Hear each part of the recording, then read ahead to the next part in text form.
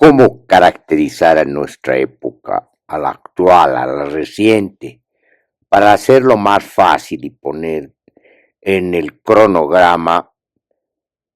Hablamos de estas 3 décadas del siglo XXI.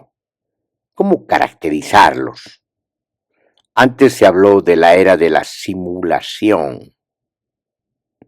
También nosotros nos referimos ya entendiendo una temporalidad más grande como la época de la decadencia. Y recientemente, sobre todo tomando en cuenta singularidades muy particulares de los alcances de la decadencia, hemos hablado de un periodo bizarro, sobre todo exaltado por hombres bizarros que gobiernan. Pero en términos más amplios, con una caracterización más minuciosa, ¿qué podríamos decir de esta época? ¿Por qué no empezamos por ciertas descripciones? Unas descripciones que toman en cuenta el cambio de contexto. Han cambiado los contextos. Si nos referimos a los contextos regionales, continentales, pero también han cambiado los contextos mundiales. O sea, principalmente ha cambiado el contexto mundial. Eso es lo que hay que tener en cuenta. Bien, ¿qué ha cambiado? Empecemos por lo simple. Obviamente no estamos en la época de la Guerra Fría, que viene desde la culminación de la Segunda Guerra Mundial y se extiende hasta la caída de la Unión de Repúblicas Socialistas Soviéticas y los estados de la Europa Oriental, los estados socialistas, del llamado socialismo real. No sé si, reflexionando ahora, tendríamos que decir del socialismo realmente dado. ¿Qué es lo que quiere decir el término? Pero cuando decimos socialmente dado, también podemos decir socialmente posible, porque ya hemos dicho más de una vez que todo esto depende de la correlación de fuerzas, no de las buenas intenciones ni tampoco de las buenas razones, no de la justicia ni de la razón, sino que depende de la correlación de fuerzas, que todo se resume al final de cuentas a eso.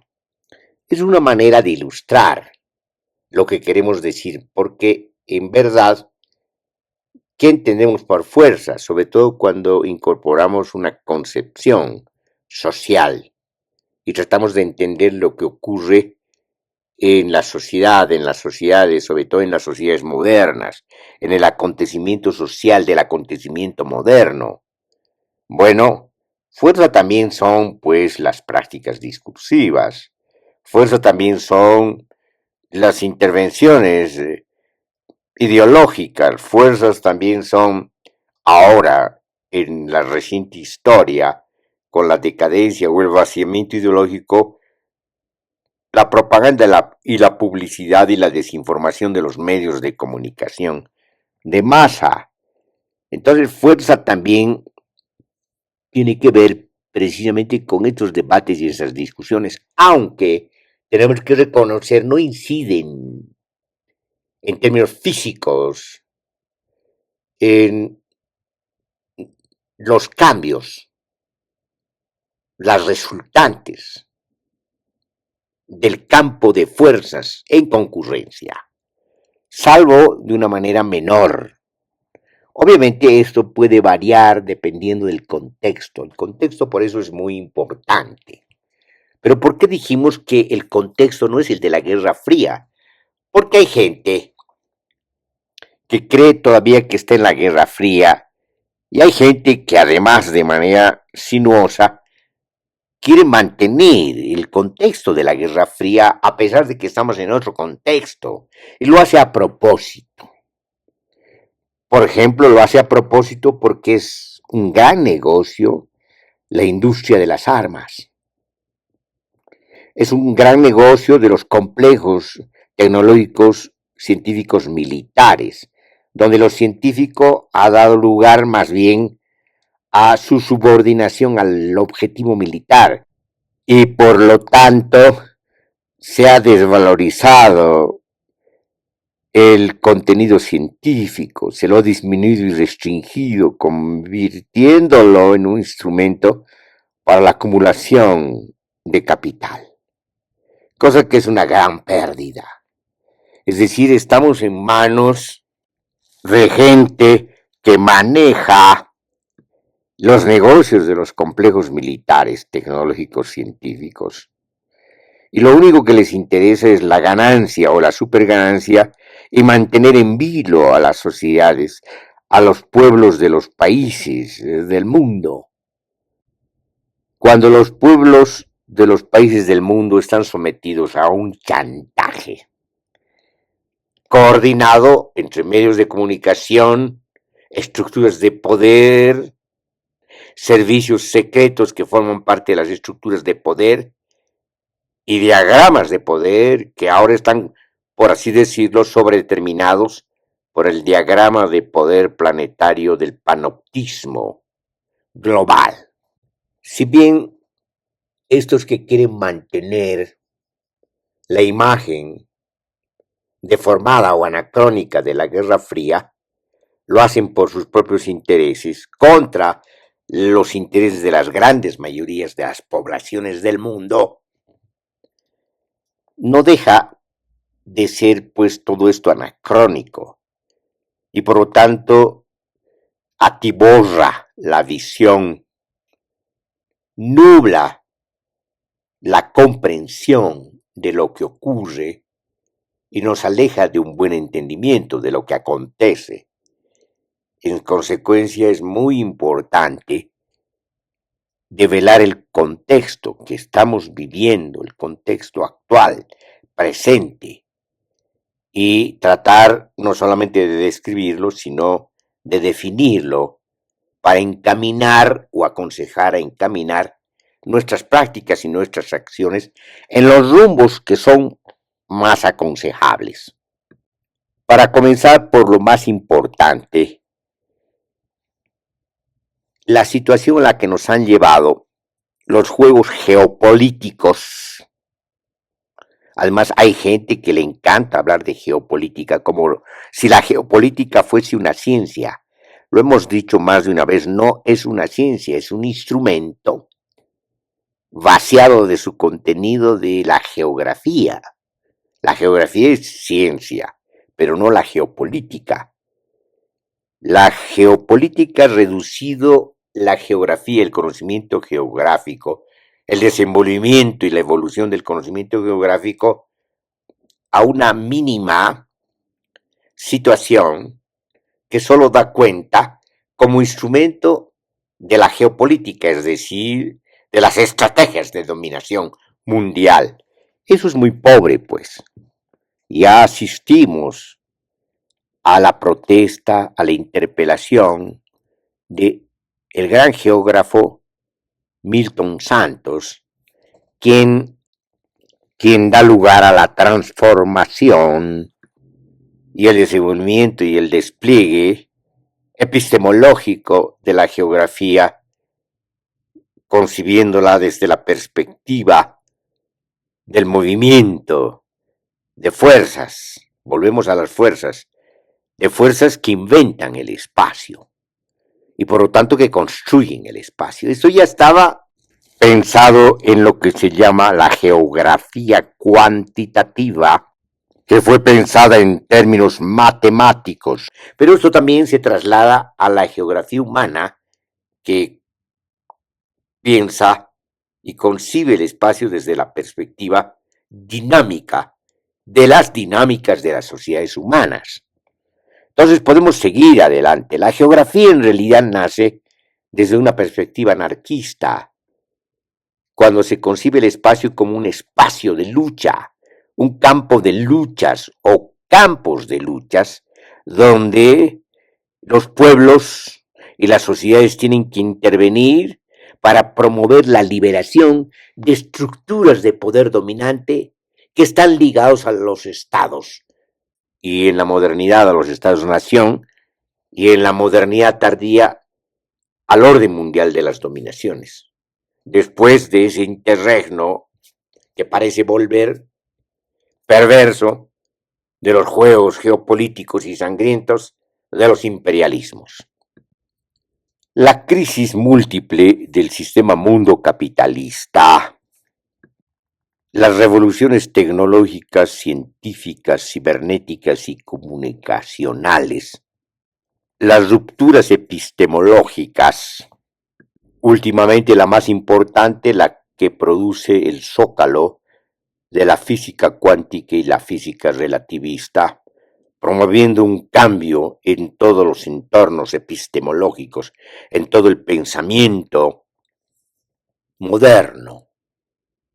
Cuando la epísteme deja de ser moderna, deja de ser la epísteme de la ilustración y del iluminismo de la ciencia positiva y comienza a ser la epísteme de la complejidad, del pensamiento complejo, de la perspectiva compleja, que integra de manera dinámica distintos, múltiples planos y espesores de intensidad, que son asumidos en un pensamiento que incorpora los cuerpos y sus dinámicas, las energías, las materias en sus dinámicas vinculadas a las formas de pensamiento que expresan, interpretan este acontecimiento que ya ha sido develado por la física cuántica y física relativista y sus consecuencias epistemológicas en la ecología. En este contexto no se puede, pues, aceptar hablar de guerra. El destino de las sociedades no es la guerra, aunque la guerra, desde hace un buen tiempo, ha terminado definiendo el destino como fatalidad, como condena humana, como si algo ya estuviera escrito y lo único que nos espera al final es la muerte de las sociedades humanas. No podemos aceptar esto, puesto que el porvenir está en las manos de los pueblos. El porvenir está en las manos de los pueblos que tienen al alcance semejante revolución científica y epistemológica, y por lo tanto estamos obligados a repensarnos o a pensarnos a cabalidad por primera vez, lo que antes se decía pensar el ser, y después se dijo pensar el ser del devenir o el ser en el devenir, y ahora podemos decir pensar la complejidad del acontecimiento y esa complejidad sintetizada en nuestra propia inmanencia. Entonces, no podemos aceptar de ninguna manera que hay un destino determinado por la guerra. El destino va a ser determinado por nosotros y contra la guerra. En consecuencia, la primera postura, la primera actitud de los pueblos y de las sociedades humanas tiene que ser, debe ser contra la guerra que está hilada, que está construida por la conspiración de los servicios secretos, por la conspiración de la hiperburguesía que domina el mundo, por la conspiración del menos del 1% que domina el mundo. La obligación de las sociedades y los pueblos es cumplir con el consejo de Walter Benjamin, parar la locomotora desbocada antes de que se descarrile completamente y nos lleve al abismo. Esto significa parar la historia tal como está dada Y esto significa estar contra esta historia, pero también significa estar contra esta realidad dominada, impuesta por el orden mundial de las dominaciones, por los órdenes regionales de dominación, por los órdenes nacionales y locales de dominación. En pocas palabras, es indispensable acabar, abolir todos los órdenes de dominación, todas las estructuras de poder, abolir todos los diagramas de poder entrelazados y heredados. Esta es la responsabilidad de las sociedades y los pueblos. Esta es una responsabilidad obligada ahora, en el momento presente, antes que sea demasiado tarde. En concreto, no podemos aceptar ser llevados a la Tercera Guerra Mundial de la mano y de la conspiración sinuosa de la hiperpotencia en decadencia de los Estados Unidos de Norteamérica y de las potencias europeas que hace tiempo, desde la finalización de la Segunda Guerra Mundial, están en decadencia. No podemos ser llevados a la guerra de exterminio por los intereses de minúsculas hiperburguesías que manejan el mundo y que administran su crisis múltiple, dilatándola, difiriéndola en crisis financieras y especulativas. No podemos aceptar los caprichos de lo que se llama la oligarquía tecnológica, que no tiene nada de científica, aunque maneje equipos científicos y les ordenen, pues ellos mismos, esta oligarquía de la tecnología, sencillamente ha reducido de manera espantosa los alcances de la tecnología y la ciencia al servicio de caprichosos hombres que lo único que saben es acumular dinero mediante la especulación tecnológica. Especulación tecnológica que es una expropiación del intelecto general, de la cultura, de la ciencia y tecnología, que pertenecen a toda la humanidad.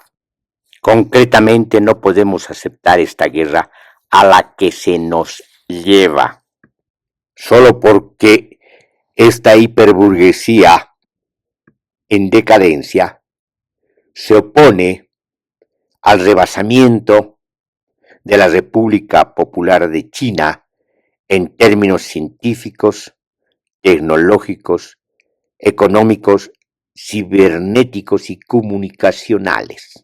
No podemos aceptar esta guerra por una pugna por la jerarquía del orden mundial de las dominaciones. A las sociedades y los pueblos, es decir, a la humanidad, nos colocan en un dilema: o optar por estos hombres de las oligarquías financieras especulativas y de la oligarquía tecnológica que domina el mundo, que busca desesperadamente la guerra para seguir produciendo armas de destrucción masivas, asesinando de esta manera el porvenir de la humanidad y el futuro del planeta. Entonces nos colocan entre estos hombres sinuosos y la Pax China, la Pax de la República Popular de China, que ofrece la nueva ruta de la seda, que significa otro ciclo largo del capitalismo bajo la hegemonía china. Aunque en este caso suene más pacífico y menos belicoso, aunque en este caso aparezca la propuesta de manera más atractiva, sabemos que la crisis múltiple, crisis que amenaza la sobrevivencia humana y ha arrebatado al planeta gran parte de la vida y la información genética que ha desaparecido. Sabemos que la salida teórica es salir de las genealogías mismas del capitalismo, abrir horizontes que vayan más allá del capitalismo, y eso implica inventar, construir rutas hacia las sociedades ecológicas. Sin embargo, sabemos, como hemos dicho antes, que esto no depende de nuestras buenas intenciones y de nuestras buenas razones, de nuestra justicia y de nuestra utopía, sino que depende de la correlación de fuerzas. En este contexto, ¿qué es lo que vamos a decidir? O más bien, ¿qué es lo que están decidiendo las élites que gobiernan nuestros países? En algunos países gobiernan hombres bizarros, hombres del mundo perverso y de la crueldad, hombres que han llevado el descaro al extremo, el cinismo al colmo, que apuestan de manera desvergonzada a la destrucción del planeta y a los genocidios sistemáticos de los pueblos del mundo. Ya han comenzado a hacerlo de manera descarnada y descarada en Palestina. Las oligarquías estadounidenses, norteamericanas y las oligarquías europeas han tomado partido por el genocidio y el exterminio de los pueblos. En Argentina hay un hombre bizarro que, además de ser cipayo, se ha declarado abiertamente sionista. Apuesta por el mito de la tierra prometida, que no es otra cosa que un mito, tal como lo expuso Shlomo Sand en la invención de la tierra de Israel, de la tierra santa a madre patria. En Bolivia, la élite que ha gobernado durante las últimas décadas ha destruido el país, ha destruido su economía, ha destruido el tejido social y ha dejado invulnerable al pueblo ante las contingencias y los avatares.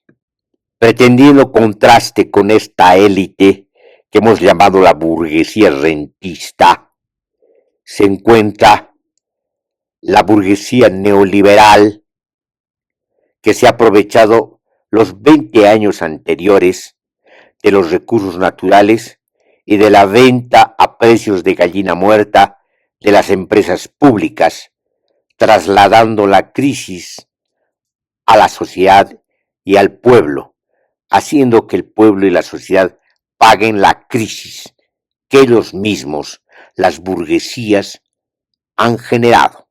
En las elecciones del 2025, sin horizontes ni perspectiva, asoman las narices de estos políticos neoliberales que nada han aprendido, y también asoman nuevamente los rostros de los que han gobernado las últimas décadas el país, que tampoco han aprendido nada. El pueblo boliviano se encuentra entre la espada y la pared, sin opciones, porque, hay que decirlo, las elecciones del 2025 no van a resolver la crisis múltiple, porque la crisis múltiple tiene alcances desmesurados y demoledores. Para afrontarlas se requiere de una gran energía, de un gran esfuerzo solidario y sobre todo de una autocrítica colectiva, porque en gran parte el pueblo ha sido responsable de esta calamidad que se ha dado en dos versiones hace 40 años, dividiéndose 2 décadas neoliberales y 2 décadas neopopulistas. En Bolivia, estos políticos neoliberales no son otra cosa que imitadores. Algunos de ellos pretenden presentarse y se sienten orgullosos, cosa que sorprende, del hombre bizarro, presidente de la República Federal de Argentina. Por lo tanto, son imitadores sin imaginación. Estos políticos creen que están en el contexto de la Guerra Fría. Aunque atacan al socialismo, no tanto como lo han hecho los que atacaron al comunismo en épocas de la Guerra Fría, sino como ataca el bizarro Milei, confundiendo todo, metiendo todo en la misma bolsa. Todos excepto él son comunistas. Es este delirio el que comparten estos políticos neoliberales sin imaginación. Al respecto podemos hablar de un anacronismo ideológico, de una desubicación ideológica de parte de estos políticos que han vaciado la propia ideología liberal, incluso podríamos decir la propia ideología neoliberal, hasta dejarla sin contenido. Solo emiten diatribas. Su fuerza radica en tener como enemigo al caudillo déspota caído en desgracia y a sus entornos que ahora se encuentran divididos en una guerra fratricida. Se ha hablado mucho del atraso en comparación con la utopía del desarrollo. Utopía, por cierto, del Estado-Nación y del capitalismo de Estado. En un tiempo anterior, siglo XX, se ha caracterizado a la formación social económica boliviana como la de un capitalismo atrasado y dependiente.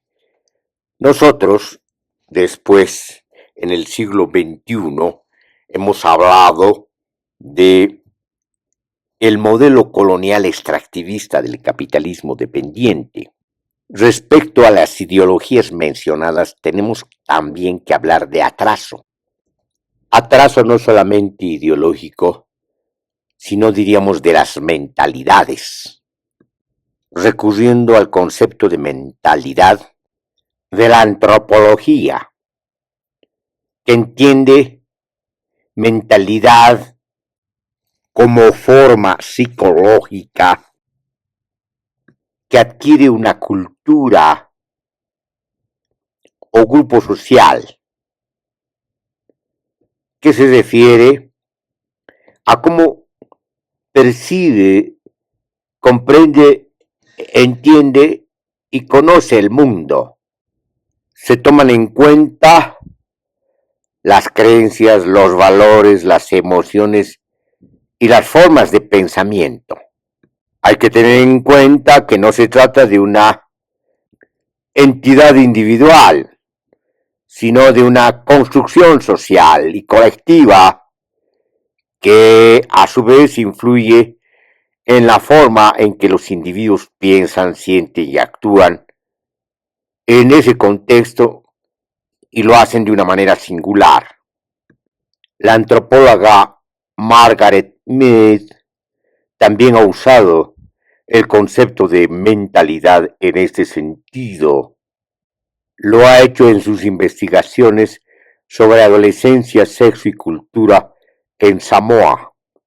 Cuando hablamos en este sentido de mentalidades de las élites bolivianas, nos referimos a sus creencias, sus prejuicios, sus modos de enunciar, de construir sus discursos, de interpretar el mundo, que prácticamente se reduce a sus propias burbujas, donde solo ven el espejo donde ellos mismos se reflejan.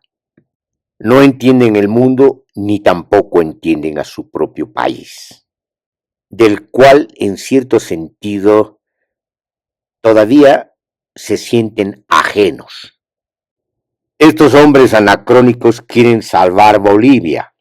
Al respecto, tendríamos que decir que Bolivia tiene que salvarse de estos salvadores, además de salvarse del caudillo déspota caído en desgracia y de sus entornos divididos en una guerra fratricida.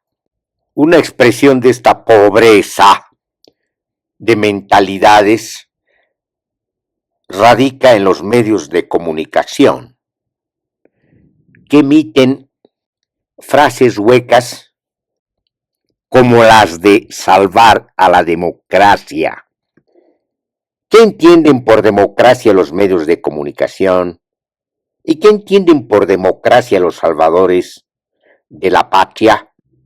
¿Qué entienden por democracia las sombras fragmentadas del caudillo déspota caído en desgracia? Creen que la democracia son ellos, lo que desde un principio nos muestra la gran deficiencia de su concepción política de la democracia. Al respecto tendríamos que decir también que hay que salvar a la democracia de estos salvadores de la democracia, que la reducen a la mínima expresión. Más de una vez hemos dicho que democracia en el sentido pleno de la palabra quiere decir autogobierno del pueblo. Y el pueblo no puede reducirse a elegir. El pueblo debe gobernar. Para hacerlo tiene que deliberar. Obviamente, no puede restringirse la deliberación al Parlamento o al Congreso, donde además es el único lugar donde no se delibera, porque todo está resuelto. Y si no se resuelve a puñetes. La deliberación del pueblo es donde se ejerce el raciocinio, donde se construye la opinión pública, las concepciones colectivas y se conforman los consensos sociales.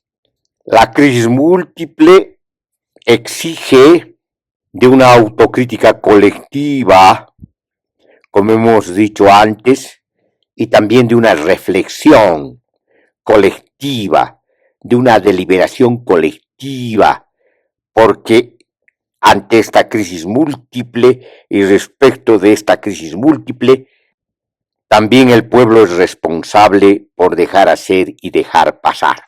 No hay salida electoral a la crisis múltiple. En las elecciones no se encuentra la salvación de la democracia. Solo se manifiesta una desesperación que busca cualquier salida a la crisis, aunque ésta sea mayor crisis. La irresponsabilidad ha ido ascendiendo y también ha ido extendiéndose. Ahora llega a un pueblo desesperado de salida como del lugar de la crisis, pero no se sale a como del lugar de la crisis, no se sale con medidas provisionales y sobre todo acudiendo a una selección de hombres anacrónicos de mentalidades atrasadas, es decir, rezagadas respecto a la comprensión del contexto presente. Para afrontar la crisis se requiere voluntad de potencia. Querer salir de la crisis con todas las fuerzas y la toma de conciencia. Si esto no ocurre, se juega al azar. Peor aún, se juega en un estrecho margen de posibilidades de por sí restringidas. Jugadas lamentables que de por sí generan la imposibilidad misma de salir de la crisis. Solo la ilusión momentánea. Hay que comprender y entender que no hay democracia sin conciencia histórica, sin participación del pueblo, no solamente en la deliberación y en la formación de consensos, sino en el ejercicio de la participación, de la construcción de la decisión política, de la decisión construida colectivamente. No hay democracia sin el ejercicio de la democracia directa, participativa, comunitaria, colectiva, que además puede ser representativa. La ilusión en la que está atrapada el pueblo es la del teatro político de una democracia ausente, de una democracia restringida a la votación, donde se transfiere la voluntad individual y grupal a grupos de representaciones que después monopolizan esa transferencia del voto y hacen lo que quieren como casta política. Un pueblo que no tiene conciencia histórica, que no tiene una comprensión a cabalidad de la democracia, que no ejerce la democracia, es un pueblo que está directamente desde un principio subalternizado y por lo tanto es un pueblo esclavo de los políticos, convertido y reducido al pongueaje político. Se puede resumir esa condena y fatalidad de Bolivia a lo que de manera intermitente termina optando por estas situaciones reductivas, por estas provisionalidades, por estas representaciones restringidas, circunscritas a la mediocridad política. Lo hace después de haberse frustrado, de haber intentado en muy pocos momentos la rebelión prolongada, intensiva y romántica, de haber intentado mediante el acto heroico transformar el mundo, transformar la realidad y destruir la historia a la que ha sido condenado por los juegos de poder del gremio de la clase política variopinta. El problema no radica en haberse atrevido en esos pocos momentos de intensidad, en esos pocos momentos constitutivos, de crear estéticamente su propio porvenir, de ser libres en pleno sentido de la palabra. El problema radica en haberse entrampado en los viejos juegos de poder una vez que ha logrado derribar el antiguo régimen, de dejarse embaucar por oportunistas y pragmáticos, por demagogos que se presentan como los más auténticos revolucionarios, cuando solo son los arlequines que arrastra la revolución en la explosión que genera el derrumbe de las edificaciones del antiguo régimen. Después de la fiesta del pueblo, de la fiesta revolucionaria del pueblo, como al fin de la fiesta, aparecen los saltimbanquis en su propia festividad impostora. El problema entonces radica en dejarse embaucar, en dejarse llevar por prestidigitadores y especuladores, que en verdad restauran el antiguo régimen, al que le cambien de nombre, institucionalizando una revolución que empiezan a asesinar.